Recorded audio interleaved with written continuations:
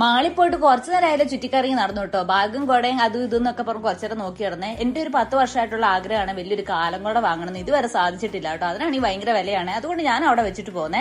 അത്യാവശ്യം വേണ്ട സാധനങ്ങളൊക്കെ പെറുക്കി മെല്ലെ പോകുന്നു കേട്ടോ. നല്ല വിശപ്പുണ്ടായിരുന്നേ. മാളിൽ നിന്നൊന്നും കഴിച്ചില്ല. ഭയങ്കര തിരക്കുമായിരുന്നു കേട്ടോ. പിന്നെ നമ്മൾ സ്ഥിരമായിട്ട് വരുന്ന ഒരു കടയുണ്ട്. അവിടെ വന്നിട്ട് ഒരു ഷവായിക്ക് ഓർഡർ ചെയ്തേ.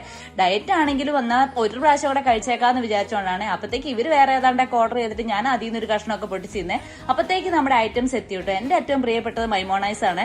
അതും കുറെ നേരം തോണ്ടി തിന്ന് ഒരു പീസ് എടുത്തിട്ട് ഷവായും തിന്നു കേട്ടോ. ഞാൻ അല്ലാത്ത സാധനങ്ങളൊക്കെ തിന്നാൻ ഭയങ്കര മടിക്കുന്ന ഒരാളാണ്.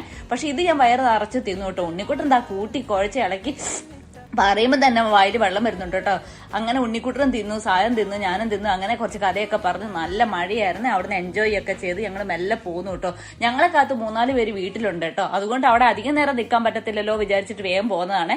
എന്റെ മൈമോണൈസിന്റെ പ്രിയ എന്ന് മാറുമെന്ന് അറിയത്തില്ല കേട്ടോ. ഇഷ്ടമാവുകയാണെങ്കിൽ ഒന്ന് സബ്സ്ക്രൈബ്